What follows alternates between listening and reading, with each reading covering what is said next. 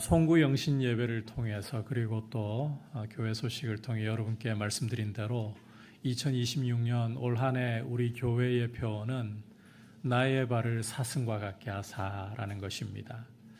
이 사슴이라는 동물은 아무리 거칠고 높은 산이라 할지라도 거침없이 달립니다.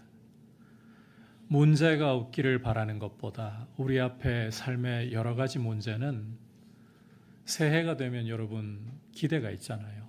우리 삶의 대로가 활짝활짝 열리고 고속도로같이 우리 삶이 평탄하게 열려서 잘 갔으면 좋겠다. 그런데 현실은 여러 가지 문제들이 우리를 가로막습니다.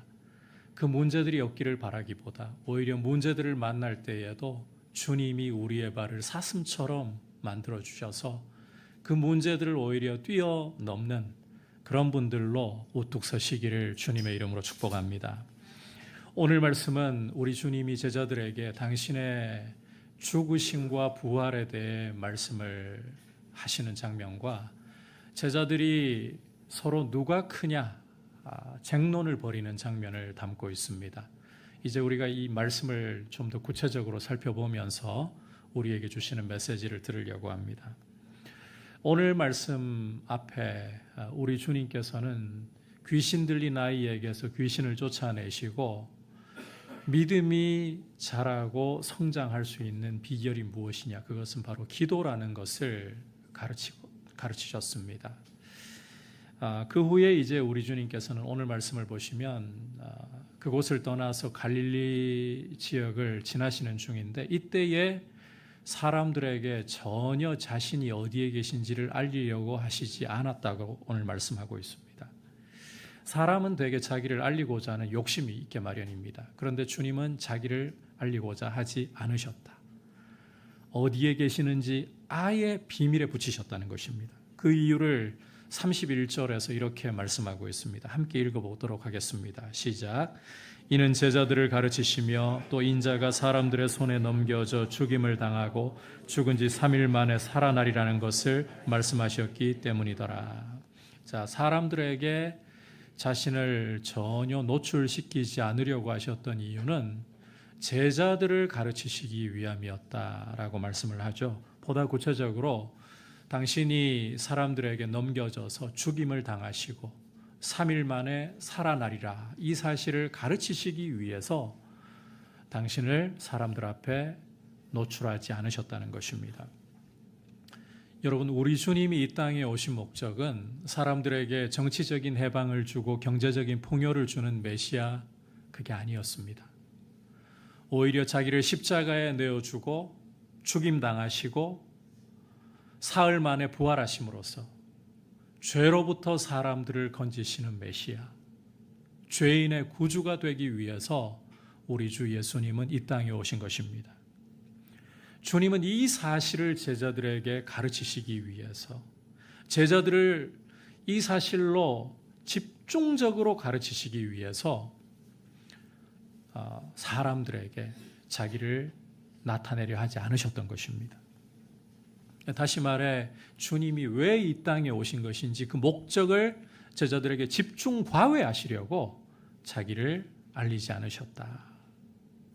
자, 그렇다면 과연 예수님의 제자들은 이 사실을 잘 깨닫고 주님 말씀을 잘 받아들였는가? 32절에서 이렇게 말씀을 하고 있습니다. 그러나 제자들은 이 말씀을 깨닫지 못하고 묻기도 두려워하더라. 자, 제자들 반응이 어떠했다고요? 예수님이 말씀을 가르치시는데 전혀 깨닫지를 못했습니다. 게다가 묻기조차 두려워했습니다. 지금 예수님께서는 사람들로부터 제자들을 일부러 떼어놓으시고 제자들에게 집중적으로 말씀을 가르치고 계시는 상황이에요. 그렇다면 무리와 함께 말씀을 들을 때보다 제자들은 더 귀를 쫑긋 세우고 말씀을 들어서 말씀을 잘 깨달아야 마땅합니다. 하지만 제자들은 누구 하나 주님의 말씀을 깨닫지 못했습니다. 게다가 제자의 도리라면 말씀을 못 깨달았다, 주님께 물어서 그 의미를 알려고 노력을 해야 돼요. 그런데 묻는 것조차도 이들은 두려워했다라고 말씀을 하고 있습니다. 여러분, 주님이 직접 가르치고 계십니다. 게다가 지금 제자들을 집중적으로 가르치고 계시는 것입니다. 그런데 왜 이렇게까지 제자들은 주님의 말씀을 못 알아듣고 깨닫지를 못하는 것인가? 여러분, 이 사실이 굉장히 좀 중요하기 때문에 여러분이 잘 기억하실 필요가 있는데, 우리 눈과 우리 귀는 생각보다 믿을만하지 못하다는 겁니다. 여러분, 우리 눈과 우리 귀는, 다시 한번 강조하는데, 절대 객관적이지도 않고 절대 믿을 만한 게 아닙니다. 여러분, 우리 눈과 귀라는 것은 정말 보아야 할 것을 보고 정말 들어야 할 것을 들으려고 하지 않습니다. 그저 우리 눈이 보고 싶은 대로, 우리 귀가 듣고 싶은 대로, 사실이냐 아니냐, 진리이냐 아니냐, 이게 중요하지 않아요. 우리 마음이 보고 싶은 대로, 우리 마음이 듣고 싶은 대로 우리 눈과 귀는 그걸 따라가면서 반응하게 마련입니다. 그래서 우리는 어떻게 들을 것인가, 정말 주의 기울여서 신경을 써서 우리 삶에 노력을 할 필요가 있습니다. 여러분, 우리 귀는 그냥 알아서 들으라고 하잖아요. 절대 진리에 그냥 알아서 반응하지 않아요. 사실 자체에 반응하려고 하지 않는다는 겁니다. 내가 듣고 싶지 않잖아요. 그러면 진리에 대해서도 귀를 닫아버립니다. 반대로 내 마음이 끌리고 내가 좋아하잖아요. 그러면 달콤한 유혹에도, 사탄의 죽음의 소리에도 반응하면서 그것에 귀를 기울이려고 합니다. 결국 이것은 우리 마음속에 있는 죄성 때문이에요. 무지와 어리석음 때문이에요. 여러분, 우리 마음속에는 죄성이라는 게 있습니다. 그리고 이 죄성이 우리의 마음을 무지로, 어리석음으로 어둡게 만들어버리잖아요. 그러면 우리 마음, 이것이 어두워진 채로 우리의 눈과 우리의 귀의 방향을 정해버리는 거예요. 그래서 우리 눈은 옳은 것, 진리를 보려고 하는 것이 아니라 마음이 원하는 대로 보려고 하고 마음이 원하는 대로 들으려고 하는 그런 기괴한 반응을 보인다는 것입니다. 간혹 이런 생각을 하시는 분들이 계십니다. 만약 이 자리에 예수님이 나타나시잖아요. 예수님이 나타나셔서 우리에게 말씀을 가르치신다. 그러면 여러분, 예수님의 말씀을 여러분이 눈으로 직접 보고 귀로 직접 들으면서 심지어 그분을 만지면서 배울 수 있으니까 잘 깨닫고 예수님을 잘 믿을 수 있을 것 같죠. 오늘 제가 아니라 예수님이 이 자리에 나타나셔가지고 여러분에게 말씀 가르치신다. 어떤 일 벌어지겠습니까? 여러분 생각에는 분명히 예수님을 말씀을 직접 들으니까, 눈으로 예수님을 직접 보니까 그분 말씀을 잘 깨닫고 그분을 잘 믿을 것이라고 여러분 틀림없이 생각할 거예요. 그런데 그건 참 순진한 생각이고 우리의 착각에 지나지 않습니다. 여러분, 지금 제자들을 보십시오. 누구에게 직접 말씀을 듣고 있습니까? 예수님에게 듣고 있습니다. 그것도 무리로부터 일부러 제자들을 주님이 떼어가지고 이들에게 집중적으로 말씀을 가르치고 계시는 상황이란 말입니다. 그런데 여러분 보십시오. 제자들이 주님의 말씀을 직접 듣고도, 그분의 목소리로 직접 듣고도 깨닫지를 못하고 있습니다. 이것은 제자들의 마음에 이 무지와 어둠이 완전히 가려버렸기 때문에 그 마음이 이렇게 엉뚱한 방향으로 귀가 향하게 만들어버렸다는 것입니다. 여러분, 문제는 우리 안에 있는 죄성입니다. 이 죄성이 우리를 무지로, 어리석음으로 가려버리게 되면 우리의 마음은 내가 원하는, 내 마음이 원하는 대로 보고 들으려고 합니다. 우리 눈이 그렇게 중요한 게 아니에요. 우리 귀가 그렇게 중요한 게 아니에요. 그렇게 믿을 만한 게 아니에요. 우리 마음이 진짜 중요합니다. 여러분, 우리 마음이 이 죄로 인한 무지와 어둠을 걷어내지 않잖아요. 십자가 앞에 나아가서 주님의 도우심을 구하면서 주님의 보혈로 우리의 무지와 어둠을 씻어내지 않으면 우리 마음은 어리석은 것으로 진리가 아니고 거짓말이어도 사탄의 유혹이어도 달콤하게 들리고 내 마음이 끌리잖아요. 끌려갑니다. 그러므로 어떻게 듣는가를 주의해야 합니다. 주님 앞에 날마다 우리의 마음을 그 보혈의 씻음으로 우리의 눈과 귀가 주님을 향하고 주님의 음성에 진리의 말씀에 열려 있기를 주님의 이름으로 축복합니다. 자, 계속해서 33절을 보시면 가버나움에 이르셔서 집에 계실 때라고 배경을 설명하고 있습니다. 주님은 제자들에게 오는 길에서 너희가 서로 토론한 것이 무엇이냐 물으셨습니다. 물론 제자들이 무슨 말을 서로 주고받았는지 무엇을 토론했는지 주님이 몰라서 묻고 계시는 것 아닙니다. 이어지는 34절을 여러분께서 참고해 보시면 제자들은 노중에 서로 누가 크냐 이 문제를 가지고 서로 쟁론을 벌였다. 격하게 말을 주고받았다라고 말씀하고 있습니다. 따라서 주님이 이들이 무슨 대화 나누었는지 모르실 리가 없는 거예요. 말을 안 해도 중심을 꿰뚫어 보시는 주님인데 이 격하게 논쟁을 주고받았는데 모르실 리가 없어요. 그런데 하필이면 그걸 콕 집어가지고 주님이 말씀하시는 겁니다. 따라서 제자들의 입장에서는 정곡이 딱 찔리니까 대답하기가 되게 곤란한 거죠. 그래서 유구무원인 거예요. 입이 있어도 말을 못하는 겁니다. 이어지는 상황 보시면 실제로 주님께서 이거 다 알고 계시면서도 묻고 계시는 겁니다. 자, 우리가 여기에서 이제 더 나아가기 전에 이 제자들의 모습을 조금만 더 구체적으로 살펴보고 갈 필요가 있을 것 같습니다. 앞서 우리 주님이 무리로부터 제자들을 떼어놓으면서까지 제자들에게 어떤 내용, 어떤 말씀을 가르치려고 했다고 말씀했습니까? 당신이 십자가에 죽으시고 3일 만에 부활하실 것을 가르치려고 했다. 자, 그런데 제자들 반응이 어떠했다고요? 아무도 깨닫지 못했고 묻기조차 무서워했다. 여러분, 제자들이 이렇게 말씀을 못 깨닫는 구체적인 이유, 앞서 제가 이 죄성의 문제를 이야기했고 그 죄성으로 인한 무지와 어둠이 마음을 가렸다는 이야기를 드렸는데 좀 더 구체적으로 이 부분에 대한 이유를 말씀을 하고 있습니다. 그 이유는 제자들의 관심이 주님 말씀이 아니라 누가 크냐에 있었기 때문이라는 거예요. 서로 한 자리를 차지하려고 하는데 예수님이 장차 예루살렘에 올라가시게 되면 저 로마를 물리치고 과거 다윗과 솔로몬 시대의 영화로운 나라를 재건하실 건데 그때에 누가 한 자리를 차지할 것인가? 그때에 누가 주님 좌우편에 앉을 것인가? 이건 논쟁을 하고 있었다는 거예요.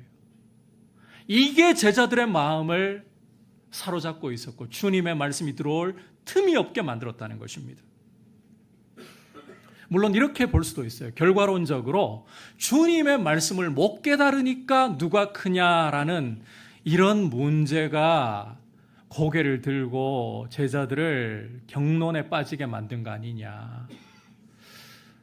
이야기하자면 닭이 먼저냐 달걀이 먼저냐 뭐 이런 이야기가 될 수도 있는데, 자, 그런데 오늘 이 사건 앞서 우리 주님께서는 높은 산에 올라가셔서 변화되셨잖아요. 그때 세 제자 베드로, 야고보, 요한을 따로 데리고 올라가셨습니다.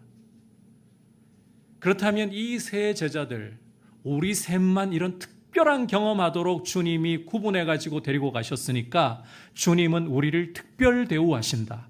우리를 제자들 중에서도 우월하게 보신다.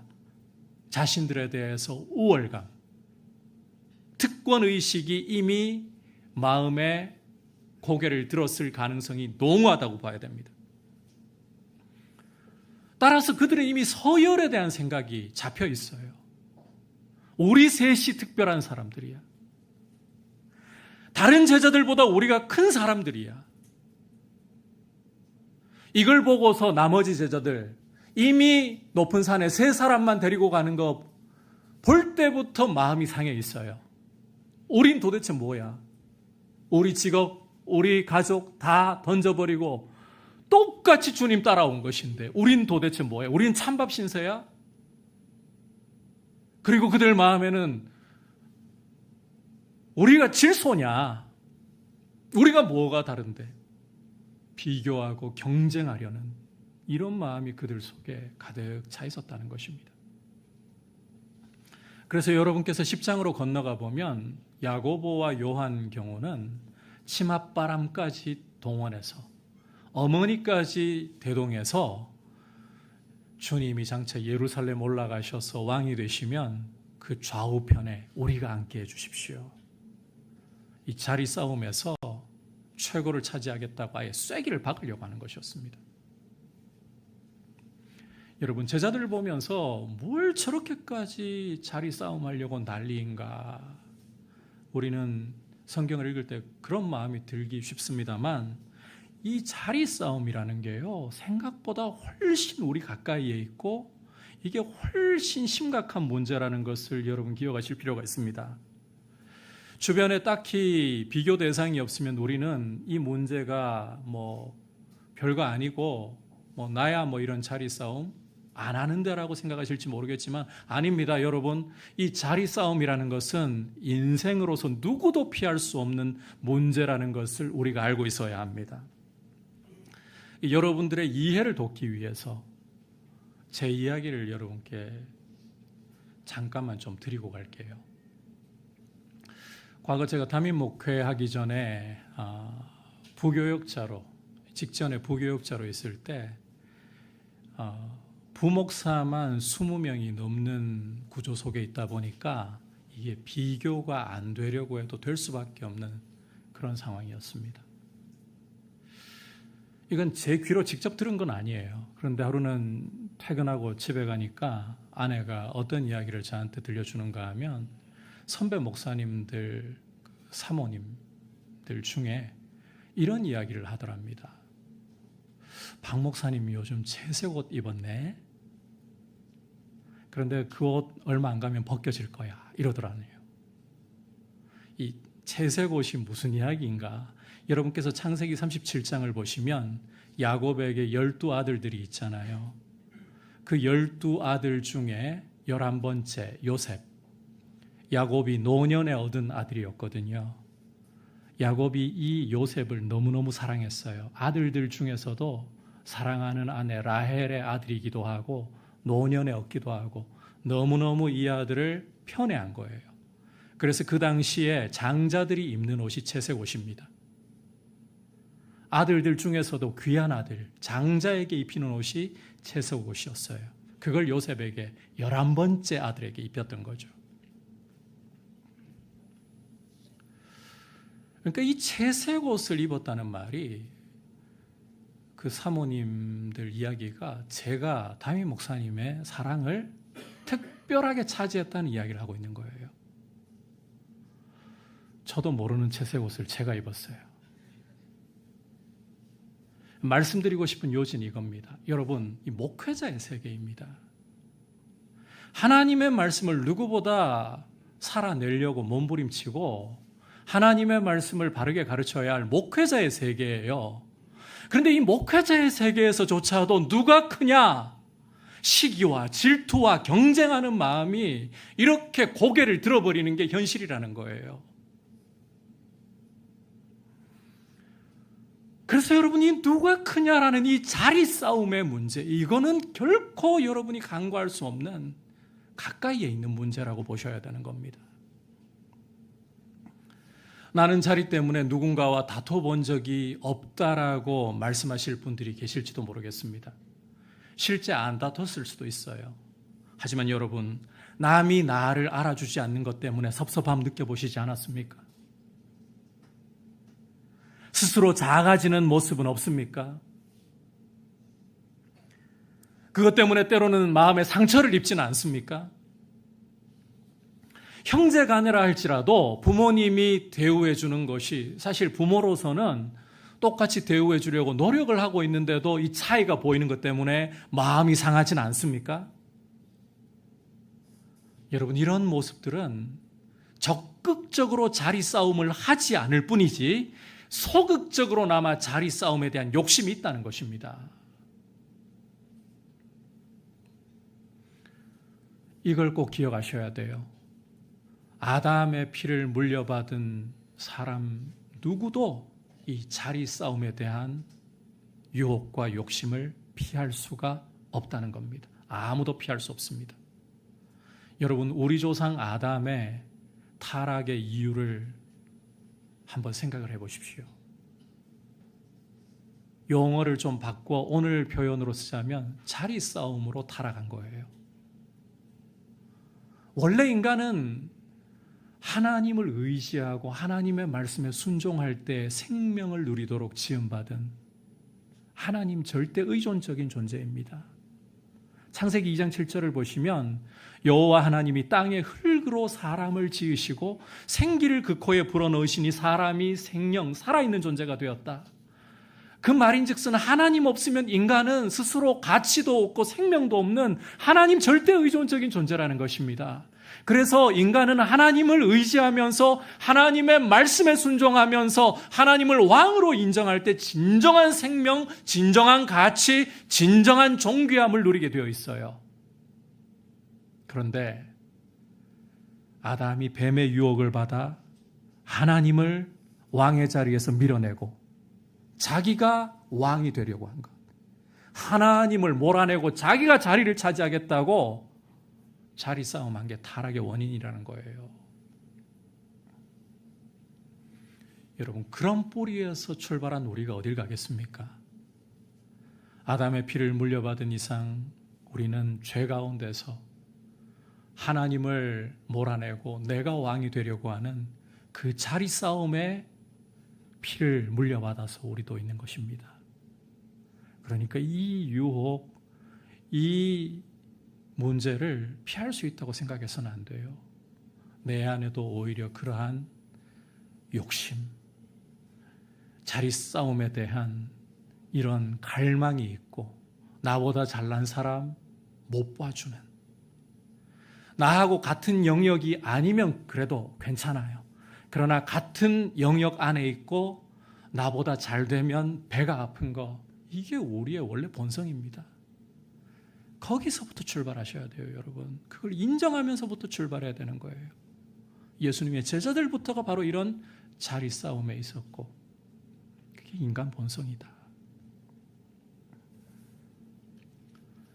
자, 그러면 이제 이런 제자들의 모습을 보시면서 우리 주님이 어떻게 이 문제에 대한 말씀을 주시는가? 우리 35절 말씀 함께 읽어보겠습니다. 시작.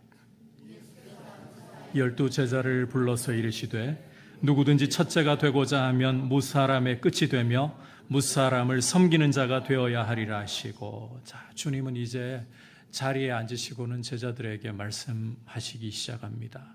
너희가 첫째가 되고 싶냐? 으뜸이 되고 싶냐? 그러면 무사람의 끝이 되어야 한다. 다시 말해 무사람을 섬기는 자가 되어야 한다. 이걸 자 풀어가지고 설명하자면 종이 되어야 한다는 말입니다. 종이 되어라. 최고이고 으뜸이 되고 싶냐? 종이 되어라. 여러분, 이것은 제자들에게는 충격적인 말씀이었을 것입니다. 세상의 논리, 세상의 가치가 무엇입니까? 첫째가 첫째이지 어떻게 끝이 첫째가 될 수 있단 말입니까? 우리 주님의 말씀은 지금 세상 논리, 지금까지 살아온 논리를 뒤엎어버리는 것이에요. 어떻게 무사람의 끝이 되고 섬기는 자가, 종이 되는 자가 최고란 말인가? 여러분, 그런데 하나님 나라의 가치는 세상 나라의 가치와는 전혀 다릅니다. 역설적입니다. 죄 가운데 있는 세상은 남을 끌어내리고서라도 내가 올라서는 것이 최고가 되는 길입니다. 남을 짓밟고서라도 내가 올라서야 그게 최고의 길인 것입니다. 그걸 찬양하곤 합니다. 그런데 하나님 나라는 우리 주님의 말씀대로 자기를 주장하지 않고 오히려 자기를 부인하면서 가장 낮은 사람의 종이 되려고 하는 것. 그게 최고의 길이라는 거예요. 세상이 도무지 알 수 없는 길을 우리 주님이 말씀하고 계시는 거예요. 게다가 주님은 말씀으로만 그치지 않으십니다. 자, 이어지는 36절을 보시면 우리 주님께서 어린아이 하나를 데려다가 제자들 가운데 두시고는 이 제자들을 품에 안으시고는 이렇게 말씀을 하십니다. 37절 함께 읽어보겠습니다. 시작. 누구든지 내 이름으로 이런 어린아이 하나를 영접하면 곧 나를 영접함이요 누구든지 나를 영접하면 나를 영접함이 아니요 나를 보내신 이를 영접함이니라. 현대에 이르러서는 어린아이의 위상이 굉장히 많이 높아졌습니다. 그런데 고대 근동 세계에서 어린아이라고 하잖아요. 사회적으로 전혀 중요하지도 않고 오히려 하찮게 여기는 존재였습니다. 여러분께서 성경을 읽어보면 간혹 그 증거가 나타나는 걸 볼 수가 있는데 고대 세계의 아이들을 얼마나 하찮게 여겼느냐. 숫자를 셀 때에 여자와 어린 아이는 제외입니다. 그 정도로 아이는 눈에 띄지 않는 존재. 그리고 뒤에 또 여러분이 말씀을 읽다 보면 보실 수 있겠지만 부모들이 자기 아이를 우리 주님이 좀 만져주심을 바라고 데려왔는데 제자들이 꾸짖어요. 어디 바쁘신 분에게, 어디 귀한 분에게 하찮은 어린아이를 이러면서 꾸짖어요. 그 정도로 아이는 사회적인 위상이 바닥이었다는 겁니다. 그리고 여러분께서 구약 시대의 사람들, 근동의 사람들의 가치관을 보면 어린아이는 매로 때려야, 채찍으로 때려야 그 미련함이 벗겨진다. 이런 사고를 갖고 있었습니다. 그래서 여러분이 잠언을 읽다 보면 채찍이 아이에게서 미련함을 벗긴다. 이 표현이 바로 그런 문화 속에 있는 거예요. 그런데 우리 주님께서는 이런 하찮은, 그 당시 어른들의 눈에 하찮고 눈에 띄지도 않는 어린아이를 당신의 품에 안으시고는 내 이름으로 이런 어린아이 하나를 영접하는 것이 곧 나를 영접하는 것이다. 그리고 나를 영접하는 것이 곧 나를 보내신 하나님 아버지를 영접하는 것이다. 지금 주님은 실물 교육하시는 겁니다. 당신이 하신 말씀에 대해서 이제는 실상황으로, 실물로서 보여주고 계시는 거예요. 무사람의 끝이 되라, 무사람을 섬기는 자가 되라. 이게 여러분 귀에 안 들어오는 거예요. 잘 체감이 안 되는 거예요. 그래서 그 당시에 가장 낮은, 가장 하찮게 여겨지는 어린아이를 데려다가 품에 안으시고 누구든지 내 이름으로 이 어린아이 하나를 영접하면 나를 영접하는 거다. 여러분, 영접한다는 표현이 어떤 표현입니까? 귀하게 여겨야 돼요. 존중해야 영접을 하는 겁니다. 가볍게 생각하고 중요하게 생각하지 않으면 막대합니다. 하대하려고 합니다. 영접한다는 것은 귀하게 여긴다는 거예요. 그러니까 무사람의 끝이 된다, 무사람의 종이 된다, 섬기는 자가 된다는 것은 가장 하찮은 어린아이 같은 사람이라 할지라도 존중하고 귀하게 여겨야 한다는 말씀을 하고 있는 거예요. 여러분, 이 무사람의 끝이 된다, 종이 된다, 이거를 우리가 제대로 좀 이해할 필요가 있는데 가장 하찮아 보이는 사람도 존중하라, 귀하게 여기라.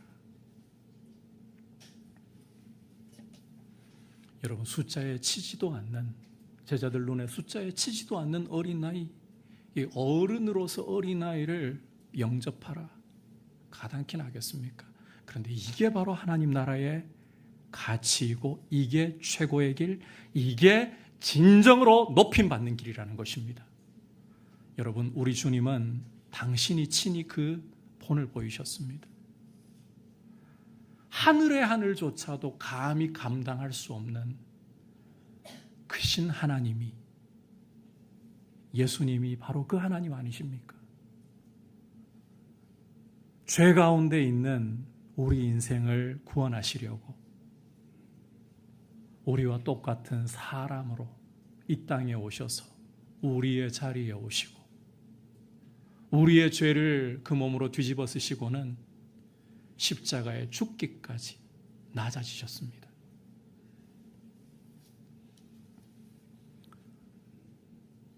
빌립보서 2장을 보면 이 아버지 뜻을 따라 죽기까지 복종하시고 낮아지신 예수를 하나님이 죽은 자들 가운데서 살리시고 위엄의 우편에, 하나님 보좌 우편에 앉으셔서 모든 이름 위에 뛰어나게 하시고 하늘과 땅과 땅 아래 모든 무릎이 예수의 이름에 꿇게 하시고 예수를 주라 부르게 하셨어요.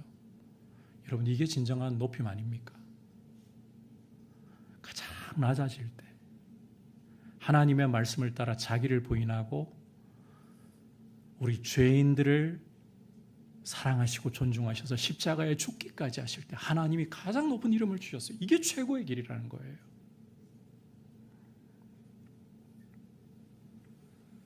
여러분, 죄는 남을 끌어내리려는 특성을 갖고 있습니다. 자기를 올리려는 특성을 갖고 있습니다. 죄는 수치와 멸시를 가져옵니다. 하나님의 진노와 심판을 가져옵니다. 그러나 우리 주님을 따라 십자가의 길을 걸으면서 자기를 낮추고 다른 사람을 존중하고 귀하게 여기는 모습, 이게 바로 최고의 길이다.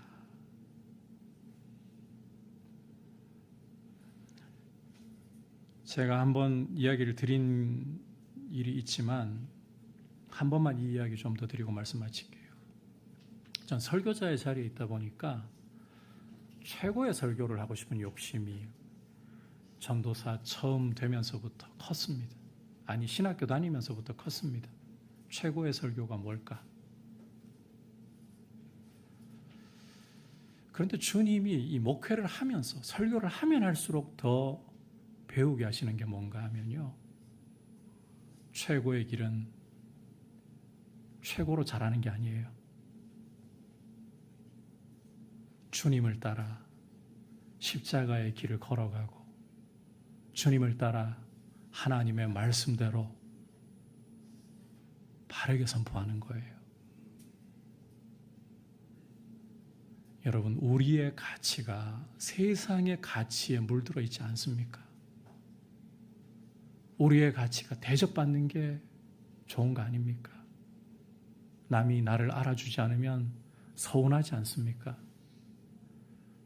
그러나 주님을 따라, 주님의 가치를 따라서 오히려 십자가의 길을 걸어가고 가장 낮은 사람조차도 귀하게 여길 수 있는 모습으로 최고의 길을 걸어가는, 여러분, 2026년 한 해 동안에 이 첫 주일 예배 가운데에 이 최고의 길, 가장 높은 길을 걸어가기를 결단하고 주님 앞에서 한 걸음 한 걸음 여러분들의 걸음을 내딛으면서 주님이 여러분들을 높여주시는, 세상이 아니라 주님이 여러분을 높여주시는, 가장 높으신 하나님이 여러분을 귀하게 여겨주시는 복된 한 해를 살아가시기를 축복합니다.